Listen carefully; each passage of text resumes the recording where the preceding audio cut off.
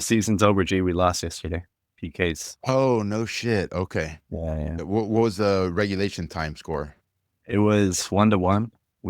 They scored an early free kick. And then, yeah, G, the last 10 minutes, we were chasing a goal and went to a 3-4-3 formation. Mm-hmm. Goal, dude. Nice. Yeah, dude, it was sick. I'm like, man, we should have played this formation a long time ago. Well, Seriously. if you have like three center backs, right, Yeah, or yeah. center back profiles, then it's golden. Oh, yeah, dude. We were just creating chance after chance after we overloaded the middle. But yeah, and then for the state tournament, it was like 1 15-minute period of overtime, golden goal, nobody scored. And then, yeah, PKs. Is it bittersweet because now that you're liberated from that responsibility or no? Yeah, it really is, dude. It really is. And I don't know, last night I went to sleep like peaceful for the first time in a while. So, it's a grind, dude. I mean, you start all the way in the summer, you training in the off season, and then once season starts, dude, it's like every single day, you know? Yeah. And not just on the training field, but constantly working with the administration, athletic director, hearing from the parents what they think.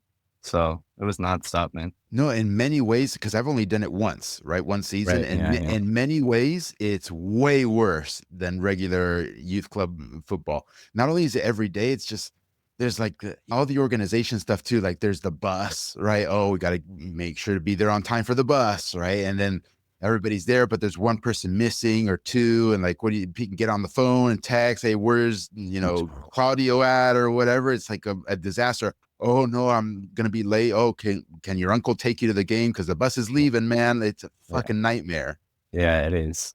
In a way, it's stressful, but I think it's like for me, it was probably more rewarding than like my club teams, just because like the day before the final, the whole school is there. They did like a rally for the team. All like the principals coming up to you saying like congratulations, amazing first season, But so in those moments, it was cool just to see the support and everybody there. But yeah, dude, now that it's over, I think I'm gonna jet off to Hawaii or something, dude, for like a week. Haha. And so at some point we should maybe talk a little bit about high school soccer. Not this episode, obviously, because there are some positives associated with it. And that's one positive is it that actually has more of a real club feel than the other stuff that we have in this country. And you just described it, right? Because the whole Yeah, student body is behind you. They're all kind of united under one umbrella for real, for real. So I yeah. don't know. There's that I among like other things. I like to look at high school soccer as almost like the national team because you have Mhm. all your kids coming from different clubs, and then during this time of 3 months, they have to be together. They can't go and train with club. And it's like, yeah, their country is like their school and all their students are behind them, supporting them. And some of them like love repping the school. And for some of them, they're like, oh, I can't wait to get back to club. So it's Yeah. it's an interesting dynamic for sure. And the same thing with college, right? Everybody always looks at college football. Look at college football, how amazing it is, how the stadiums get full with 50,000, 70,000 people. And guys, it's because it's more of a club than any MLS franchise. It's more of a club than any USL team. It's a real club. They all share same values and they all spend 3, 4, 5 years at the same institution. And even after you're gone and graduate from the institution, there's a part of you that's still part of that institution. And then you'll continue going to the games and supporting the team from afar. So it's an interesting Right. dynamic, man. You're talking about college American football though, right? Not college American soccer. football. Yeah, Okay. American football. American Yeah. football. Yeah. Yeah, definitely. Well, let's get into it, brother. Go for it. There's a module within, I think it's phase 4 of the 343 coaching education platform. And this one is Introduction to Game Management. So in this exact module, it's a collection of real game management moments from Brian, meaning, before the game, halftime, after the game, talking with the team, the day before the game, at the hotel, breaking down how they want to play. So I wanted to kind of go through this module with you. I know a lot of these questions might be better suited for Brian to answer since he was the one actually in those moments, but I know that you were right there next to him. So I think, you'll do a good job of answering. Um, and yeah, I think it'll tie in well. I mean, I don't know if you saw, Gary, one of the most recent audiograms that I posted about kind of the coaches that just sit there and let the kids play. It generated a lot of debate in the comments. People are still like debating with each other within the comments as of today. So I think that'll tie in well to the discussion today. But just to like simply put it to start, what do you think at at the highest levels of youth soccer when it comes to game management? What separates the good coaches from the mediocre ones? And if you want to start with in match moments, meaning coaching from the sideline, we could start there. Or if you want to start with, the pregame talk or halftime speech, wherever you want to start. But just in general, what separates the best coaches when it comes to game management? Yeah. Well, number one by far is the ones who actually do it versus the ones who don't do it, period. Yeah. Uh, so what does that mean? Because everybody thinks that they do game management, probably, right? Every coach probably thinks they do something. And game management isn't just, giving a halftime talk for 10 minutes and just making shit up, because I know I've been there. I've seen it. I've done it even in the very earliest stages of when I was coaching. It's like, oh, what do I tell them at halftime? Like, you have no idea what to say, Benny. And I'm sure you've done it as well, because all first time coaches, it's a brand new experience. You're probably very emotional watching your first matches and your first seasons, or first season under your belt. And come halftime, whether you're winning, drawing, or losing, and in different magnitudes, you've never had to do any of this before. And you're like, what the hell do I tell these guys? And so you just make shit up many times. You've heard the expression, fake it till you make it, right? So I would say, first and foremost, if you're early in the coaching career, and I don't blame you, you're probably not doing game management or good game management at all. Okay. The information you're giving is probably nonsense garbage. Um, so let's stick with the halftime talk, okay? Because I started there apparently. The ones who do a good job, obviously a little bit more experienced, and the ones who have seen a lot of patterns throughout their experience of winning, drawing, or losing when halftime comes around. The ones who have seen a lot of patterns when you're being dominated or you are the one doing domination, and the ones who actually maybe jot down notes during the first half of the game, I think is a good tool to utilize to mark down what your observations are. So maybe your right winger Mark, who you've been training for a while, is not losing his man. He's just chilling there on the sideline, waiting for the ball to get to him instead of him being engaged in the game. So that's something very important on an individual basis, to highlight an individual and have corrective action take place for an individual. And then there's the collect. So you do that with all the big deficiencies for maybe two individuals or three or four, however many disasters may have existed in the first half. You try to confront those things. Sometimes you don't have time though, Benny, because what if you have four players who have all been a disaster and they know better, obviously, because you've trained them as to what their responsibilities are. You don't have time. You can't really spend time highlighting all four of them necessarily. So that's when a technical staff or an assistant coach or two assistant coaches really help the game management side of the equation. So that's another differentiator between what team you're on versus another, because you can split up responsibilities. So there's the individual and then there's the collective, Ben. And you, again, maybe jotting down notes. Why is the collective not operating the way it should be operating? Are you not building out of the back properly? Why are you not building out of the back? Maybe it's a spacing issue. Maybe they're running a 3-4-3 like you said you were running. And so now you have a front line of three against you. And so you're maybe 4 versus 3, and your team can't handle 4 versus 3 because they're not very good at building out of the back already. And so what are solutions to that? Maybe in that instance, you bypass building out of the back. Maybe you even bypass the midfield. Maybe you go long, because if they're playing such a high line, there's space behind them and you just go long. So that's just an example of things that you have to observe in the match. And then maybe you jot it down and you highlight them what the problem is, and you highlight them how to solve the problem. So I think those two are the key things. And then the third, but perhaps less important, might be the motivational pep talk. I think a lot of inexperienced coaches go straight to that because they don't know how to highlight problems and provide solutions. So it's just the halftime speech is a pep speech more than anything else. So I think those are the key differentiators. If we want to talk about halftime, you chime in, Ben. What do you think? Yeah, well, it's Makes for a funny. good one. It's funny. It's funny how you mentioned like fake it till you make it, and especially with newer coaches. I remember, the first games that I ever coached as a 17 or 18-year-old kid. I had no idea what to say. So what would I do before the games? Go on YouTube, type in, Pep Guardiola halftime speech, or find one of Brian's halftime speech and just memorize it word for word. And sure enough, the same problems that would exist like within Brian's U teams. It's like, all right, like I'm gonna correlate, Johnny to Ephra today. Ephra, you're not breaking the lines, or Johnny, you're not breaking the lines, or you're not doing a good job of losing your man. But I think, Gary, the more games that you coach, the more pattern recognition that you start to see on the field.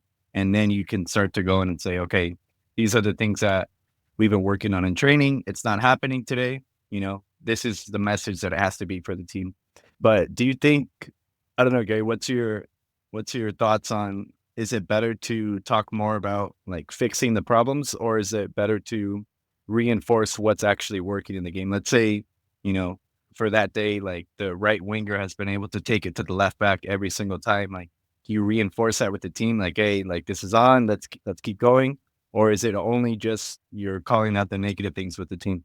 No, no, it's a balance for sure. The good vibes and the good stuff is critical for you to tell them whether they're winning or losing. It's only in very rare exceptions, in my experience, very rare exceptions that you just maybe go heavy on just one side, heavy on just the bad or heavy on just the good. Because sometimes it's all bad, it's all falling apart, and it's all maybe a lack of effort and energy, right? More so than just other things.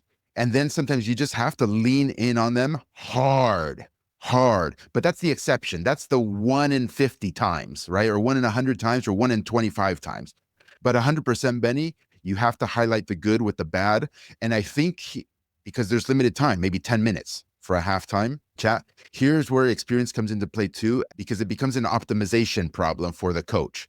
What do you spend time on, right? More than anything else. So, for example, if your team is winning, maybe by a goal or say a goal, okay, so you're still kind of in trouble, or you have to be careful. They can score on you, and the left winger is having a field day with their right back and causing massive damage.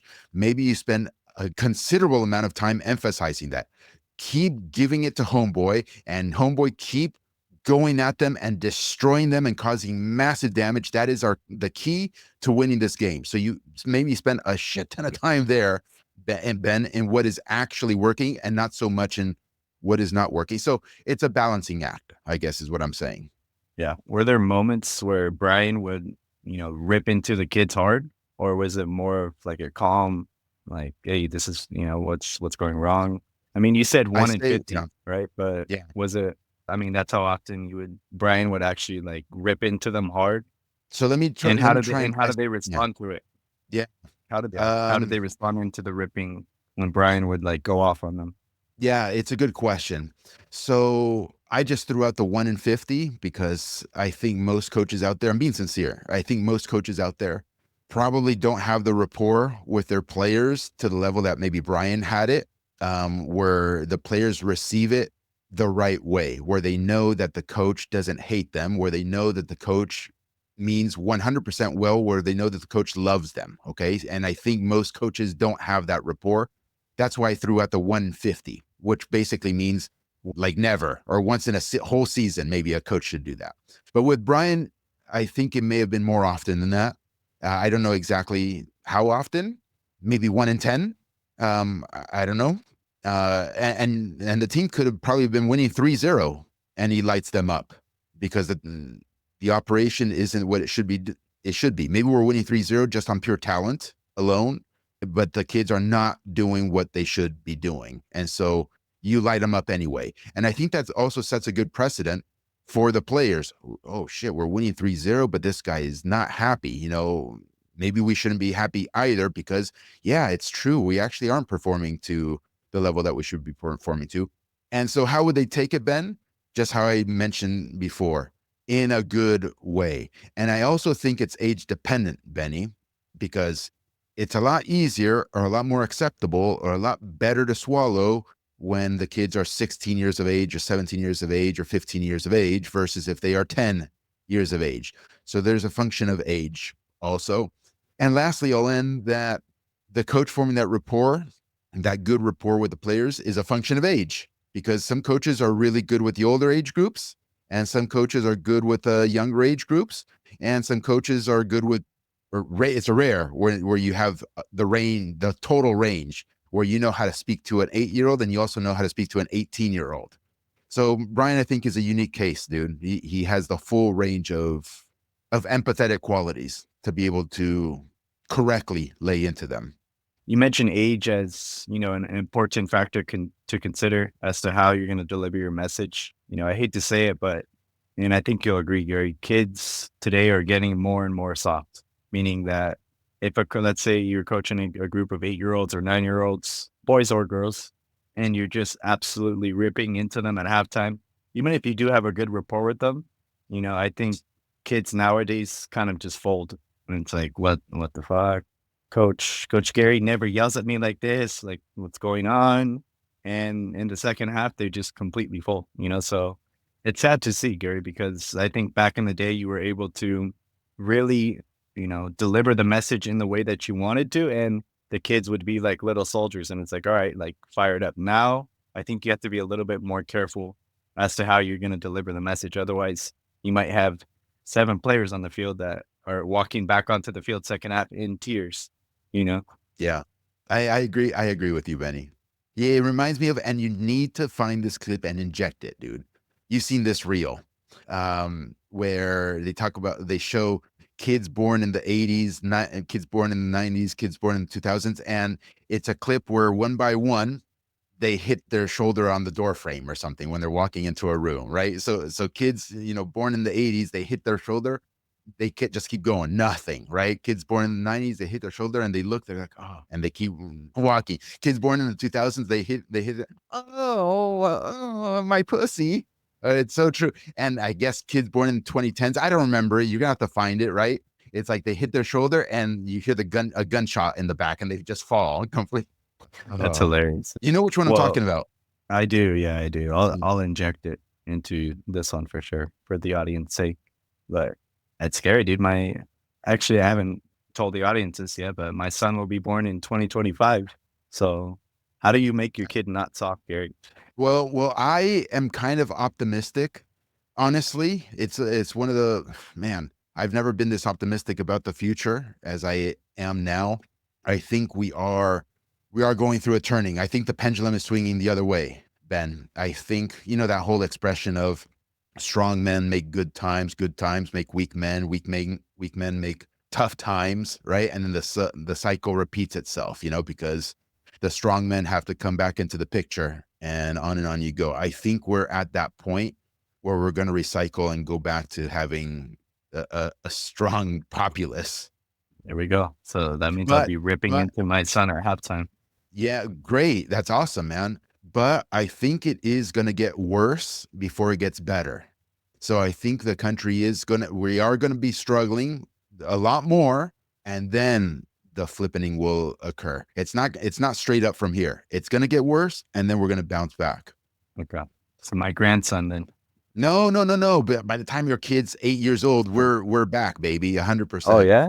Alright. Yeah, we're Let's back. go. Sick, dude. I'm gonna bring you out of retirement and have you coach the team, dude. All good, dude. There you go. I like it. Alright, but we talked about halftime. What about when it comes to pregame, Gary? How much of Brian's talks were about his own team's identity versus, adjusting for the opponent and what they're gonna see on the field? Was it more about, "Hey, stick to our identity, possess, press, lose your man, find the right moments to, implement the attacking patterns?" Or was it a lot of like Brian had already seen film and, these are the adjustments that we're gonna have to make? And also, how much of it was motivational, you know? Like, "Hey, Yeah. you're bringing in the semifinal.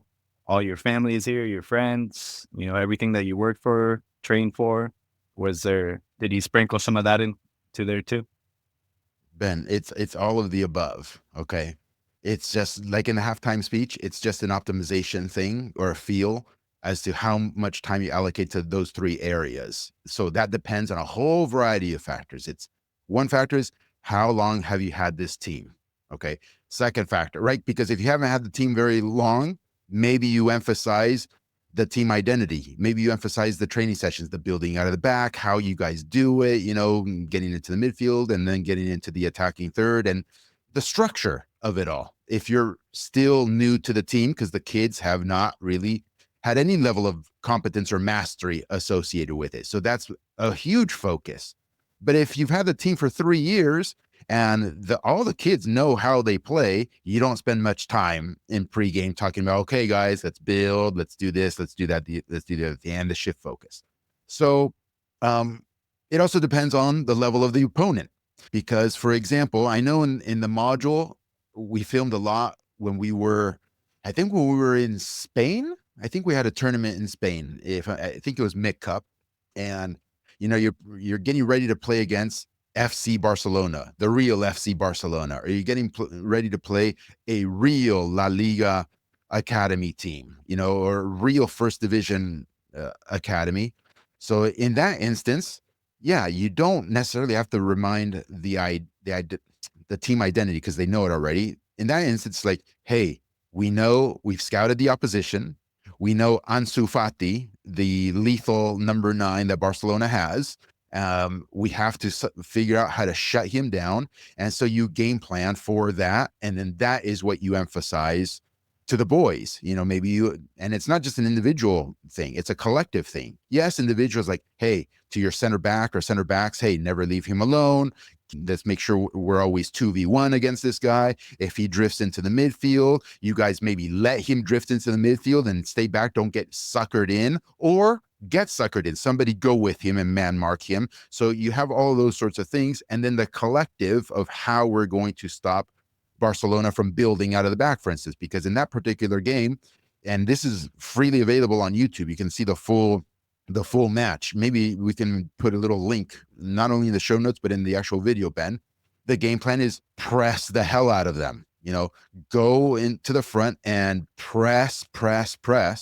And to a large degree, that was awesome.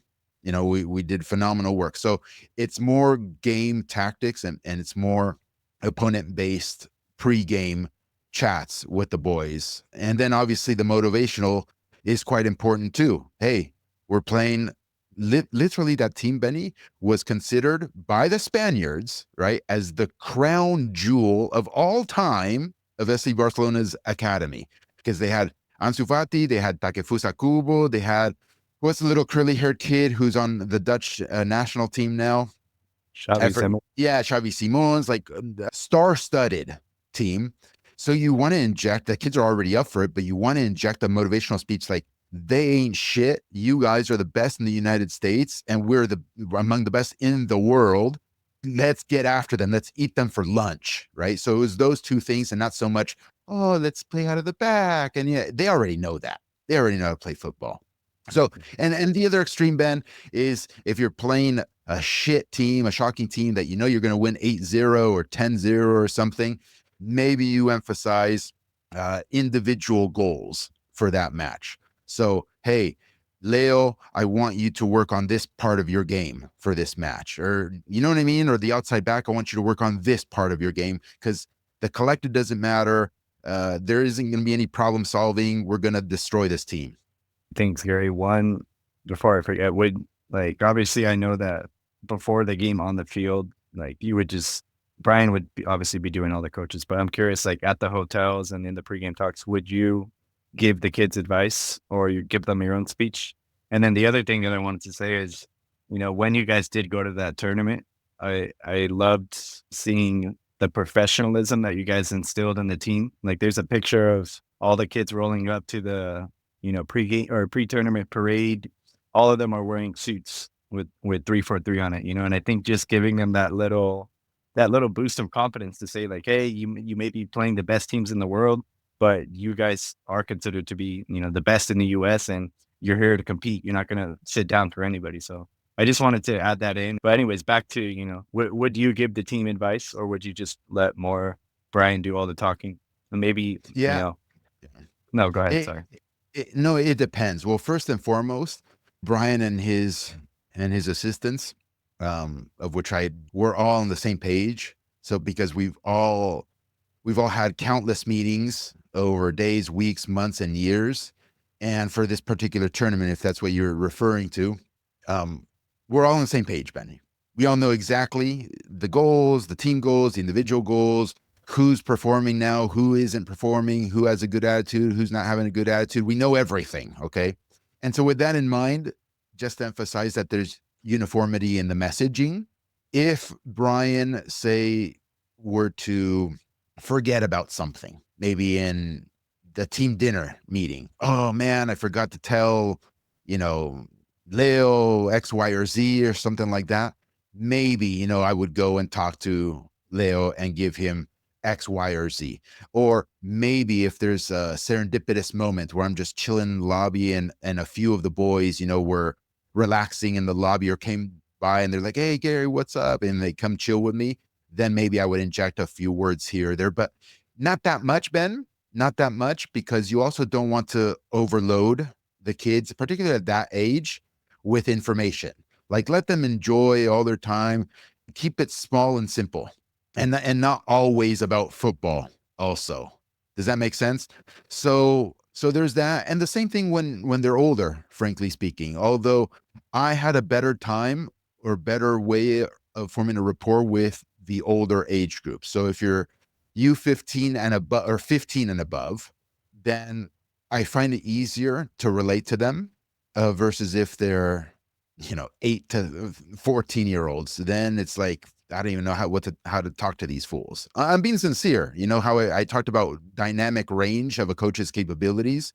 It's challenging for me to talk to an 11-year-old. I just, no, I don't want to talk to an 11-year-old. Can I talk to a 16-year-old? Yes. 11-year-old, not so much. 22-year-old, even better. I can do. You don't like kids, G? It's not that I don't like kids, dude. It's just like, I don't know, man. I don't have much to say. It's funny you say that though, Gary, because I think, with that group in particular, when Alex, Uli, Efra, all these kids are, 10 years old, 11 years old, I think they all respected you. And maybe it came from a place of like, you kind of were a little bit more distant from them versus if they would be like 15 or 16 or 17. And the fact that you were more distant, it's like Gary's kind of like this mysterious figure. Obviously they know that you're Brian's brother and you'll interject these little things, but I think just doing that, like it kind of helped for them to like look up to you. And like, I mean, I know for me personally, when I was maybe 11 or 12 on Brian, when I was on Brian's team, and I would see you, in the corner during training. But yeah, seriously, I'm like, oh, like, you know, it was cool to see that even though you weren't a coach on the team or an assistant coach, you still like cared enough to be out there on the sidelines, or you'd come and record our games. I think it went a long way with the kids. Yeah, no, I mean, that was actually a strategy as well. It's part of my personality, as you well know, Benny, of being more in solitude and isolation and thinking to myself and not having human voices all around me interjecting their opinions and thoughts. Like, I leave me alone. I want to be off in the cabin, in my own cabin in the woods sort of character. But it was also deliberate, and deliberate not just from my end, but from Brian's end as well. Brian would leverage that, and he knew the power that came with, hey, there's that guy over there that knows a lot about soccer and he's just silently observing. You know what I mean? Just Right. silently observing. And then once in a while, that dude that's just silently observing comes and tells Brian, a few things here or there, and then goes back to silently observing. It's kind of like, oh shit, what's going on? Yeah, for sure. It's funny, Gary. I think a lot of people that don't truly know you, like they see you as like a dick or like it's like somebody that doesn't want to be around people. But like when I see you interact with other humans, you're actually like Yeah. a really nice guy. Cool. Huh. Thanks, Benny. No, I'm serious, dude. Because everybody sees you as like a villain or doesn't like to be around people. And I'm sure like you like to be alone, right? But when it comes down to it, you're a nice guy, dude. Hey, no, I think so too, man. I think I'm among the nicest of guys. Honestly, Right. Yeah. it's just I like being alone as well. And I think, in my opinion, people can't stand being alone. They want to be Right. social and be in a social environment and just talk and have people talk to them, and back and forth you go, and being loud and a lot of laughter and a lot of I'm just very introverted that way. If I'm in those situations, it just drains my battery like you wouldn't believe, and I can't survive. If I have Yeah. one of those social interactions for say 30 minutes, dude, my battery is dead now and I'm useless for the rest of the day. I can't work, I can't focus, I can't concentrate. It's a disaster. I need to be alone in a way. No question. How do you teach for 8 hours a day then, dude? Is it because Bec only well, you bec are doing the talking or? Correct, correct. And I love student engagement. I actually tell them in the classroom environment, "Hey guys, don't be a bunch of mummies and statues out there. I get bored doing all the talking. Like, engage with me and talk with me." But it's different, Ben. It's different because it's not really a social dynamic. It's more of like, "Hey, we're intensely focused on a particular subject, and we want to dig deep into this subject, and I want you to help facilitate, yeah, your understanding of a particular subject." So it's a different thing that's engaging in my brain. It's not like, "Oh, my boyfriend did this weekend, blah, blah, blah, blah. What do you think it means?" Like, get the fuck out of here. I don't talk to me about that shit. Yeah. No, I hear you, dude. I feel like a lot of the moms on the team would come up to you and start venting to you or ranting to you just because you were right there, no? Not so much because, like you said, the perception Right. was, "Don't talk to Gary," which I love. Yeah. That's fun. That was the whole goal. I had my sunglasses. I wouldn't sit at midfield because that's where all the commotion is at. Once in a while, I would because I needed a good vantage point, but I just go off to the corner flag, and just chill over there, and that sends a very clear signal. Don't bother me. No, it was funny, dude, because I guess my mom saw you at the game and she's like, Does Gary does Gary and Brian talk or did they have a falling out? Like, how come Gary wasn't Mhm. sitting with Brian?" I was just laughing. No, and by the way, I don't know if they saw where I sat. I sat at the very corner of the bleachers. I didn't sit in the middle, in the middle third Yeah. or middle. No, all the way in the back corner of the bleachers by myself is where I went to sit. Yeah, yeah. Yeah, as far away as possible from anybody. 100%, dude. Yeah, yeah. Dude, that's why, bro. Hey, bro, that's why I can't stand going to games either, like professional games. I can't Yeah. stand going and sitting in a stadium, surrounded, especially in this country, surrounded by people. And you know how they pack people in there too. So Yeah. you're naturally brushing up against others people's arms and stuff, and like like, fuck off. And I said, especially here in the United States, like an MLS match or something, people aren't even focused on football. They aren't even focused on what's happening on the field. I hear obnoxious conversations over here. "Oh, I got a shot for my daughter's prom dress, and Cindy this and Caroline that," and or somebody over here saying, "Hey, did you see the fucking Buccaneers? They fucking blew it. Fourth and going for fourth and goal or something like that." I'm like, fuck off. Shut the fuck up and watch the match. I can't do it, Benny. I cannot Yeah. do it. The times that I would go to say Galaxy games, and by the way, I've never paid for a Galaxy game. Okay. Times I would go, that in the corner of the field where they have the big they have a bar there or something like that, and you could just stand and watch from Yeah. the corner flag up at the very top. I would just do that. I would have great, quote unquote, great seats in the stadium. I'm not going to sit over there. I'm just going to go way the fuck over there in the corner and just observe and be away from humans. I like it, dude. We went on we went down a huge rabbit hole there. But all No, no, about but you're you. talking. All about No, you. but listen, no, but listen, you're talking about game management, okay, or team Yeah. management, and the personality of the coach or the coaches or the manager matters. It really does matter. Yeah. And so one way to flex your influence, because this is all about influence, right? Management. One way to flex your influence is doing things like this, is being distant. But you can't be the head coach and be distant. The Right. head Right. coach has to be very empathetic and be there and intimately tied with the group and be able to be social and all those sorts of things. But I was used as an instrument or a tool because of this particular quality. Yeah, that makes sense. How would how did the pregame warm up look like, Gary? Because it's something that kills me, and I'm sure you've seen it too, is you'll see a team and even like they consider themselves high level, and then you see their warm up for the game. It's like 15 players standing in a line. The coach is there and they pass it to him, he lays it off, they shoot it, and they're doing that for like 30 minutes. That Yes. drives me crazy to see that. What did Brian's warm up with his youth teams look like? Especially Yeah. like when they're in Spain preparing for, the play against Barcelona.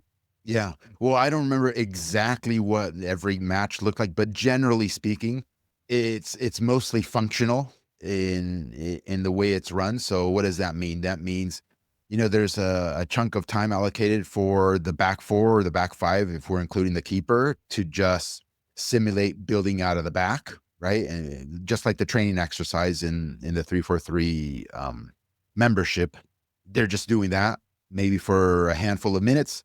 The defenders maybe are then also swept aside, center backs or even the outside backs, and they're practicing clearances with their headers and then advancing their lines, and then retreating their lines.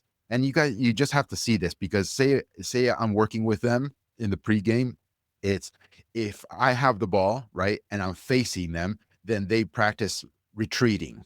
You know what I mean? And then if I turn with the ball and go this way, then they practice advancing their lines. And I'm simulating maybe I'm playing the six or a center mid or something like that on the team. And then also clearances, those sorts of things. And then the strikers are obviously working more on finishing. Maybe the midfielders are involved in that. So it's kind of like an attacking pattern sort of thing. So you start from the central midfield and they distribute to the winger, and the wingers maybe serving crosses, different types of crosses, in the air, on the ground, retreated crosses, and then finishing the play off. So that is the basic broad strokes of what a pregame looks like. Got it. So no line of 20 No line of passing and laying 20. off and shit. No line of 20. Again, I empathize with coaches first, new coaches. And again, what I consider new coaches, maybe under 5 years of coaching. I still kind of consider you relatively new.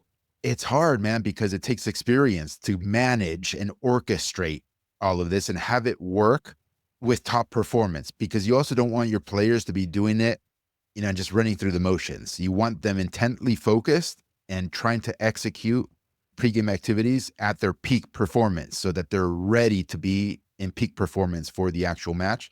And I also empathize with coaches who don't have at least one assistant, because how do you do all this functional work, with everybody if you don't have somebody helping you? Yeah, that's true. It takes a village. And I know that Brian always had at least 2 or 3 assistants with him. But yeah, moving on, Gary. I mean, we talked about halftime now, pregame. When it comes to in-game coaching, in-game management, obviously I mentioned before about this audiogram that we had posted where there's a big swindle going on where coaches just they say to let the kids play, but so they don't have to do, much from the sidelines. A lot of debate in the comments. Some people agreed with you, Gary. Some people said you're an idiot. Some people said you should never be allowed near a soccer field again. So, in terms of for the coach in the game, Gary, if you're a parent, what are the things that you want to be hearing from the coach when they're on the sideline when the game is happening? Is it the entire game they're yelling instructions? Is it, you know, off the ball things like to shift or step, things like that? What should the parents be hearing from the coach? Again, it depends, Ben. Again, it depends. I will say this. If a coach is doing good work, then what that means is that their training sessions look like they're developing an actual team, meaning they're training their players to build out of the back. So exercises like we show in on the 3-4-3 platform, they are training how the midfielders are supposed to move and operate such that the back line can give them the ball. They're supposed to be training the wingers maybe how to lose their man for the same reason so that they can receive the ball and not having a defender or two draped on their backs. They're supposed to be training attacking patterns, so specific, reproducible, common patterns that exist in football naturally. So how to attack and then finish the play. So they're supposed to be training all these sorts of things on the training grounds. Okay, that's number one. Because if they're not doing that, we've got bigger problems on our hands. But it's all related to in-game management. If you have a coach that is doing those sorts of things, then during the game should be treated as another training opportunity. It is not supposed to be you train them 2 times a week or 3 times a week and then just plop your ass on the bench and just let's see how the kids do in the game. Let's see if they actually incorporate the things that we did on the training grounds. No, the game is a training opportunity also. And so you should have the coach giving instructions from the sidelines if they are needed on those things that you train during the week, on how to build out of the back, how the midfielders should be moving, on how the attacking patterns should be occurring. So it's not necessarily a joysticking exercise the entire match, but for example, if they are not building out of the back, you should be vocal about it. Hey guys, we build out of the back, right? And hey, Leo, center back, give it to Mikey, the other center back. Mikey, give it to your right back at this point. Give it to Dani Alves.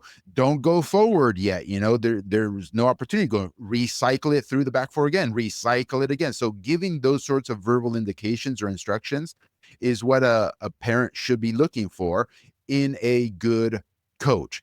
It's all contingent on whether that coach is training the team properly during the week.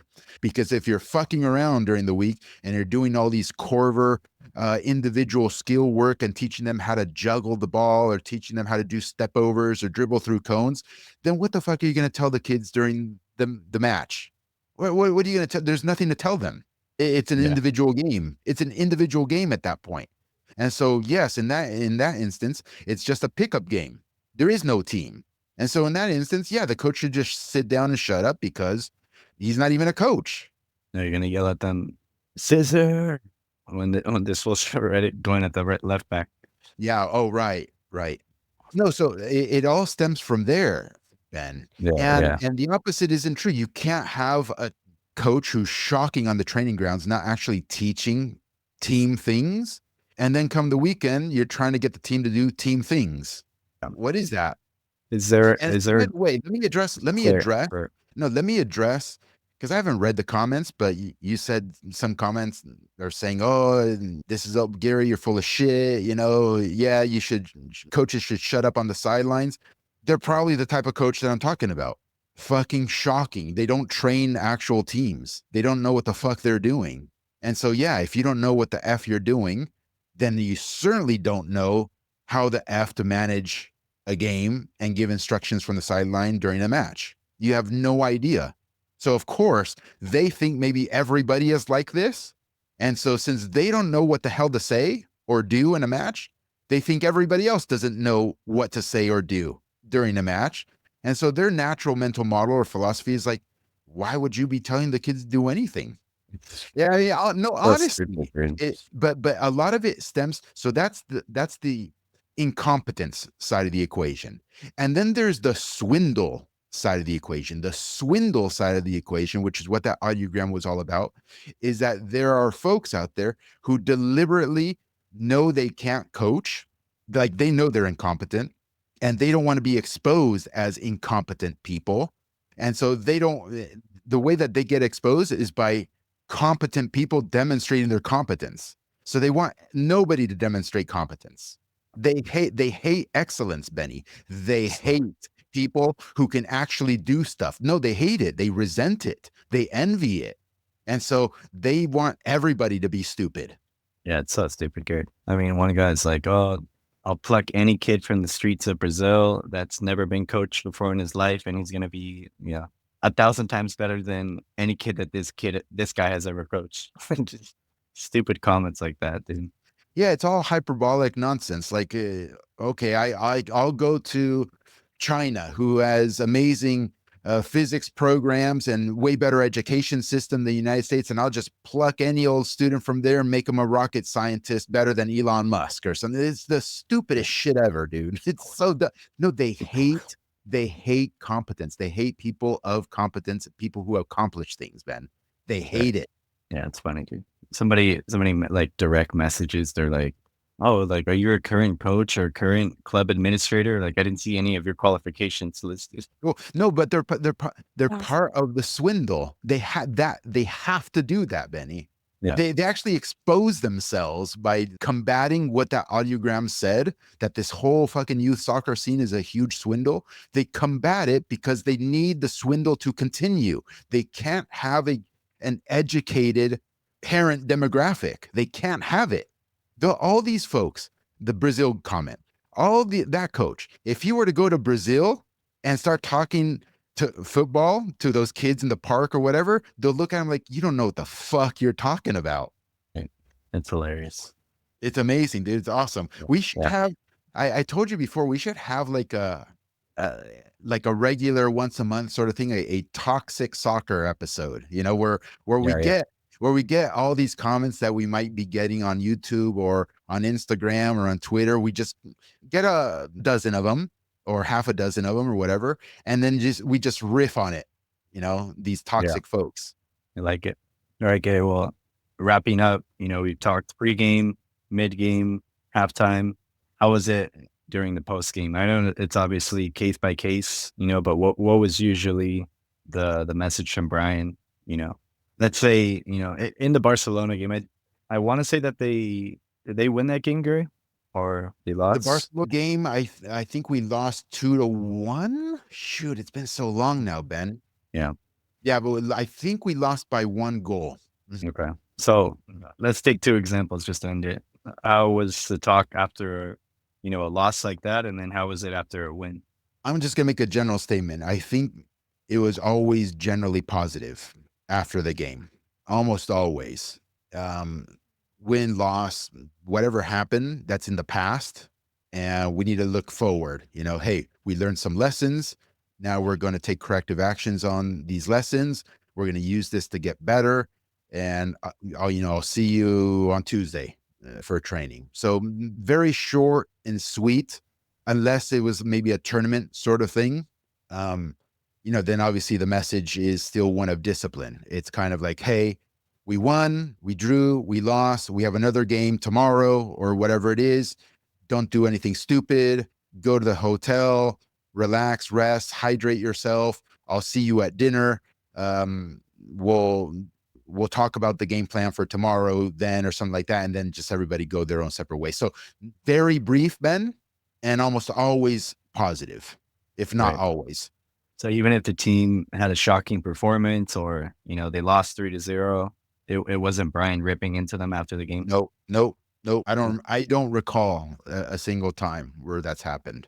I think that's huge for the kids because, they want to feel like they've done everything they played their best and, they did everything that they could to win for the team and for Brian. So I think the message after every game is huge, and if a coach is like ripping his team after every game, they can easily, lose the love of the game or get, tired of playing for this team. Now, I'm not saying like to not address the negatives, but I think if you're putting the team down in a negative way, it's like, why would you want to play for this coach? You got to show them some love after the game.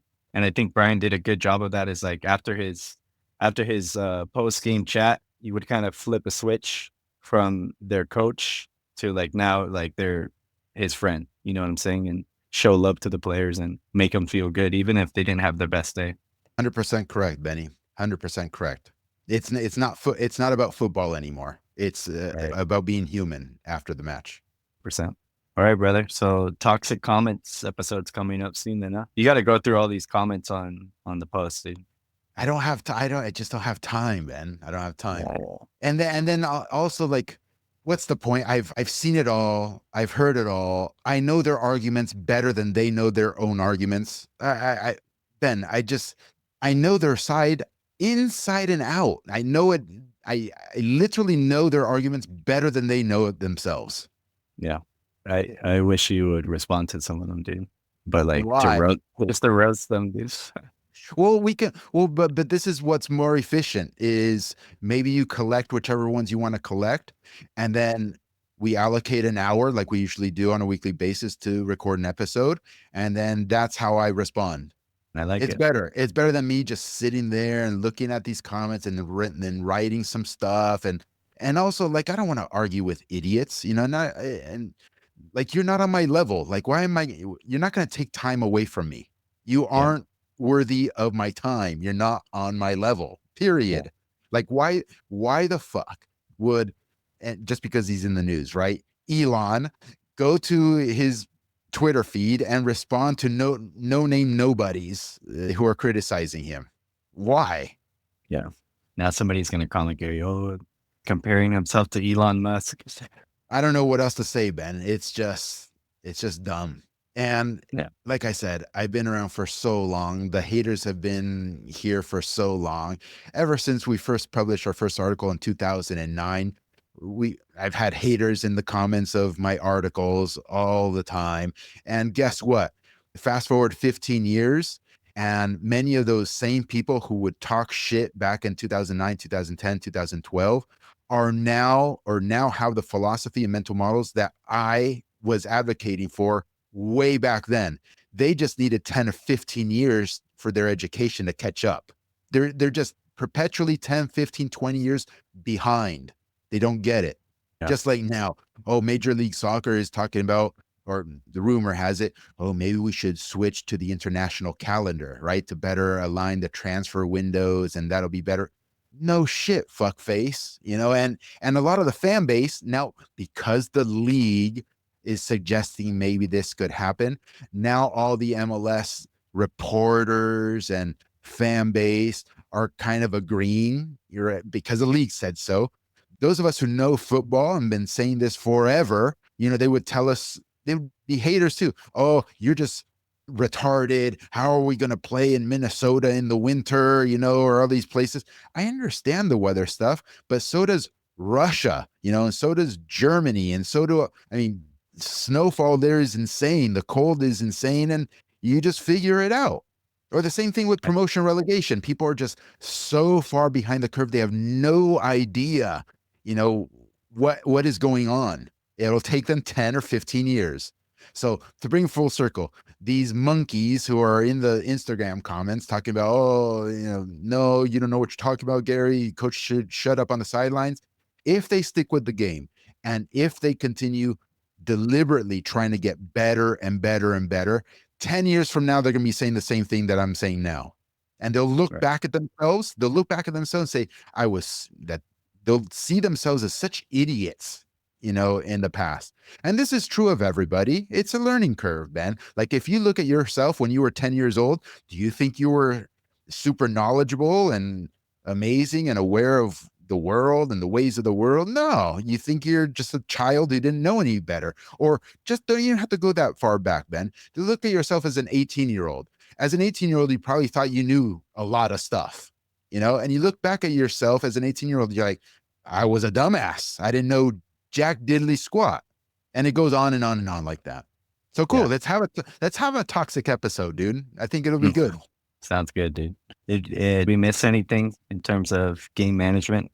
I feel like we covered a lot of it. I think for the most part, we did okay.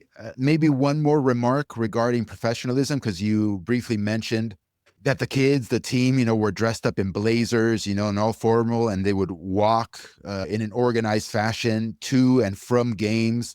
That just goes a long way from a management perspective because it mentalizes them into this is like serious business sort of thing. And it Right. aligns everybody and unifies everybody into being one team that is also different from all other teams, right? So is also a good management thing to do, and I think it's a good thing from a development point of view to start teaching them a little bit about professionalism, which Right. which extends far beyond just soccer. Incredible seats that you guys got, dude. 3 for 3 embroidery on them. Yeah, it was awesome, and we funded it ourselves. The Yeah. parents didn't pay for it, the club didn't pay for it. We funded it. Sick, That's how dude. much. That's how much. Hey, that's just how much we care, Ben. Yeah. You went to downtown LA to the alleys or what? We did. We did indeed. Picked it all out and then, bargained for embroidery and then said, hey, here's the freaking logo. Let's execute. Sick, dude. All right, brother. Good stuff, dude. Hey, If we you didn't ask how come this ties into promotion relegation. Oh, that's very true. Tell me, dude. How does game management tie into promotion relegation? Well, Benny, do you think game management is important? 1000%. Do you think good game management helps in the win-loss column? I do. Do you think game management helps coaches become better coaches and clubs become better clubs and players become better players? Okay. So without promotion relegation, it doesn't matter if you win, lose, or draw matches because you're in the same league, in the same status forever, no matter what. And so you don't have to be the best that you can be in this category either. And so guess what? You won't be. And guess what? The sport suffers for it. So you could be the worst game management coach there is, and it wouldn't matter. It wouldn't matter one bit. And by the way, if we want to talk about parity, if we're talking about MLS, where they enforce rosters to be roughly all of the same level, then the probabilities of win, loss, or draw is a random thing for the most part, completely random. Yeah. So it'll mostly then be a function of, if you have difference makers on the field. So maybe a few teams out there in a particular season has a few difference makers. Their DPs, designated players, are better than the other team's designated players. And those are the teams that end up winning a little bit more of the time. And that doesn't require game management. You think Messi requires game management from the coach? I think it came out recently, honestly. Hey, this is a nice little clip that you can insert. Or not a clip. It's just an image of something Mascherano said when asked about managing Messi. And he's like, I don't manage Messi. Like, what are you going to tell Messi? You give Messi complete and total latitude and freedom to do what it is that he thinks is best to do in the game. And off you go. If we want to relate it to the youth game, Ben, if there were promotion relegation, then the coaches and the clubs that they work for really want to win. And so you want to align all the you want the best coaches, right? In that instance, and not just the best trainer, but who is the best game manager. Messi manages Mascherano, dude. It's true. I'm sure a lot of that is true, Ben. Sometimes I regret invoking Messi. And it's the same thing that when I view other people invoke Messi's name to make a particular point, because it's an outlier, right? Yeah. So I don't like when I do it. I certainly don't like when other people do it. But I think people get it, that I'm just trying to use the outlier to maybe make a broader point, even though, yeah, we just No. have to be cautious. Yeah. We have to be cautious. No, there will never be another Messi or a player as good as him, no?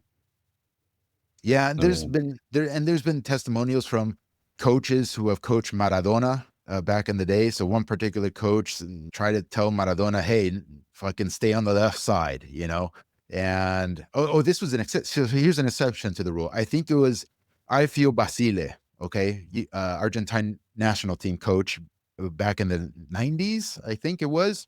And he told a story where he told Maradona, "Hey, stay on the left side, stay on the left side," and Maradona would just ignore him and come to the interior. But Basile was a strong character, so he called Maradona to the sideline. He's like, "Hey, listen, man, if you don't stay on the left side, we're gonna have to fight." Like what the straight up, fuck? like straight up. That was the comment.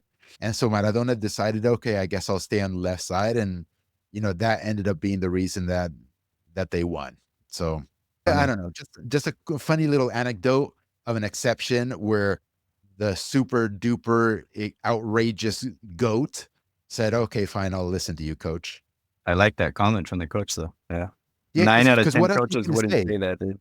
No, because what? No, but it's interesting game management because he's not, either you play here or I'm going to bench you, or like you're not going to bench this guy. That's impossible. Like Yeah, you yeah. will be crucified by the entire country and you're fired immediately if you bench this guy. So how do you manage a player of that characteristic. You have to do something else. So what did this guy decide to say? He's like, listen, man, if you don't come out here, we're just going to have to fight. We're probably going to have to go in the locker room or whatever. And we are fighting. Oh, shit. That's funny, dude. That's funny. All right, man. All right, That's brother. drop the mic. Good stuff, dude. I will see you on Friday. No more high school, dude. Okay. Perfect, Benny. So I'll head out to Irvine if you're free. That'd be great. That'd be great, man. All right, brother.